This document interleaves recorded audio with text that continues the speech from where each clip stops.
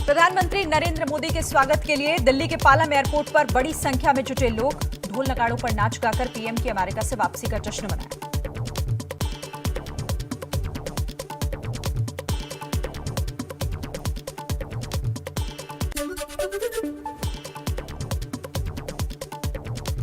मन की बात कार्यक्रम में पीएम मोदी ने दी आर्थिक स्वच्छता पर जोर। बोले, गरीबों के खाते में सीधे पैसा भेजने से भ्रष्टाचार पर लगी है रोक। अगस्त महीने में यूपीआई से 350 करोड़ का लेन देन हुआ।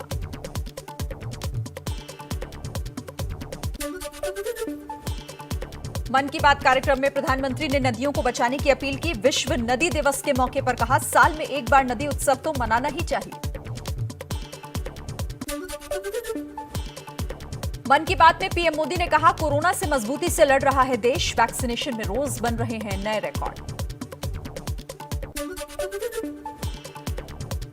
संयुक्त राष्ट्र महासभा में पीएम मोदी ने 22 मिनट लंबा भाषण दिया। संयुक्त राष्ट्र को विश्वसनीयता बढ़ाने की नसीहत दी। चीन और पाकिस्तान दोनों पर बिना नाम लिए निशाना साधा।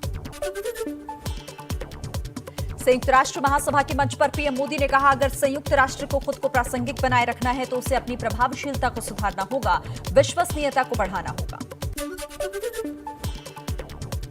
भारत को मदर ऑफ डेमोक्रेसी बताते हुए पीएम मोदी ने कहा, स्टेशन पर चाय बेचने वाले का बेटा चौथी बार संयुक्त राष्ट्र को संबोधित कर रहा है। पहले सीएम और अब पीएम। 20 साल से देश की सेवा कर रहा हूं, ये लोकतंत्र में ही संभव।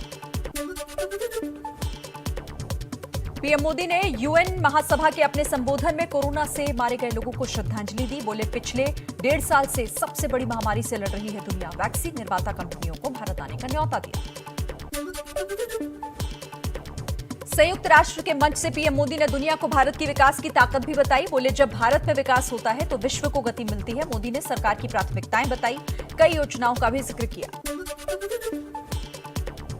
पीएम मोदी ने कहा, भारत में 7 साल में 43 करोड़ से ज्यादा लोग बैंकिंग व्यवस्था से जुड़े। 36 करोड़ से ज्यादा लोगों को बीमा कवर दिया। 3 करोड़ बेघर लोगों को मकान का मालिक बनाया। संयुक्त राष्ट्र महासभा में डिजिटल युग पर भी प्रधानमंत्री बोले, कहा, भारत में अब डिजिटल युग शुरू हो चुका है। 350 करोड़ यूपीआई ट्रांजैक्शन भारत में होने की जानकारी।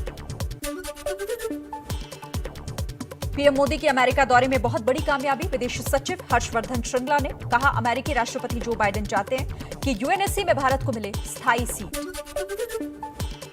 न्यूयॉर्क में गूंजा मोदी मोदी। संयुक्त राष्ट्र महासभा की बैठक और संबोधन के बाद लोगों से मिले प्रधानमंत्री, हाथ मिलाया, सेल्फी भी ली। पीएम मोदी ने ग्लोबल सिटीजन कार्यक्रम को न्यूयॉर्क से वीडियो कॉन्फ्रेंसिंग के जरिए संबोधित किया। कहा, एक साथ मिल जाएं तो हम दुनिया की किसी भी चुनौती का सामना करने में सक्षम। कार्यक्रम का कई देशों में प्रसारण हुआ। अमेरिकी उपराष्ट्रपति कमला हैरिस के वीडियो के जरिए राहुल गांधी का पीएम मोदी पर हमला। कमला हैरिस का वीडियो फेसबुक पर शेयर करते हुए लिखा, लोकतंत्र को तानाशाह में बदलने की कोशिश करने वालों को यह सुनकर अच्छा नहीं लगा होगा।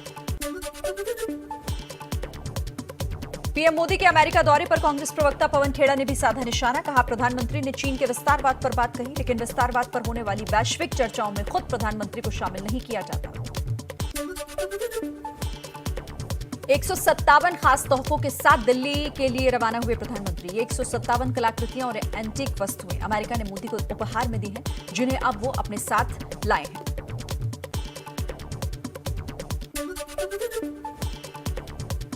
नक्सलवाद पर नकेल के लिए सरकार की बड़ी बैठक। 10 राज्यों के मुख्यमंत्रियों के साथ गृह मंत्री ने हाई लेवल मीटिंग की। ममता बनर्जी और नीतीश कुमार भी इसमें शामिल हुए। जातिगत जनगणना मुद्दे पर झारखंड से सर्वदलीय शिष्टमंडल आज दिल्ली में गृह मंत्री अमित शाह से मिलेगा। सीएम हेमंत सोरेन भी होंगे। शाम 4 बजे ये मुलाकात होगी। देश के पहले सहकारिता सम्मेलन को अमित शाह ने संबोधित किया। कहा, पहला सहकारिता मंत्री बनना गर्व की बात है। सहकारिता से ही जन कल्याण संभव। सहकार से समृद्धि हमारा मंत्र।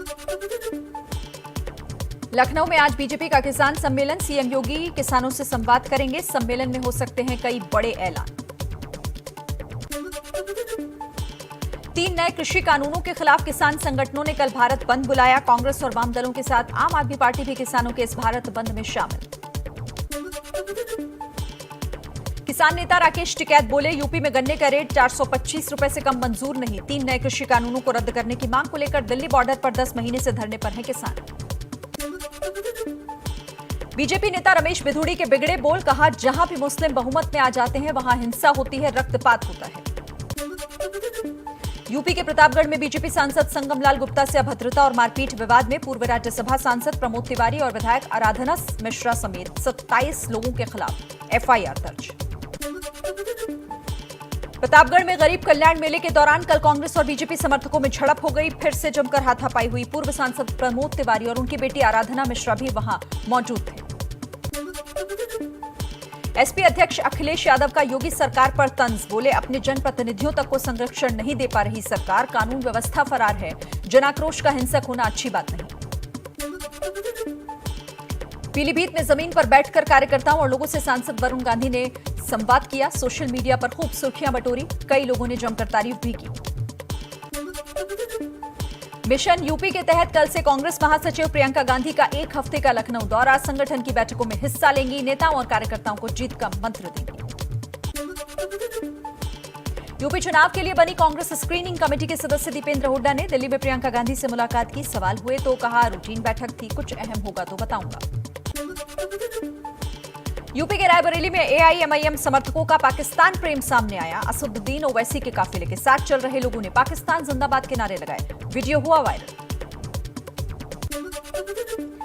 प्रयागराज में एआईएमआईएम अध्यक्ष असदुद्दीन ओवैसी ने बड़ी रैली की। बाहुबली अतीक अहमद को चुनाव लड़ाने का ऐलान किया। उनके घर जाकर खाना भी खाया। ओवैसी ने प्रयागराज की रैली में कहा, मोदी, योगी, अखिलेश, मायावती या कांग्रेस से डरना नहीं। जैसे मोदी ओबीसी समाज के नेता, वैसे मुस्लिमों को भी अपना नेता चुनना।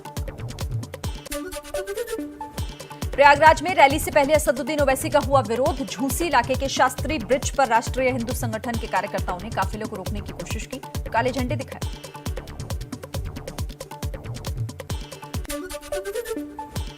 असदुद्दीन ओवैसी ने धर्मांतरण केस में गिरफ्तार मौलाना कलीम सिद्दीकी की गिरफ्तारी को जुल्म बताया। उनकी रिहाई की मांग की। 10 दिन की रिमांड पर है सिद्दीकी।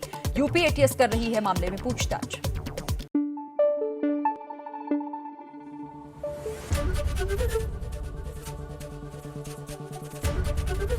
एबीपी न्यूज आपको रखे आगे।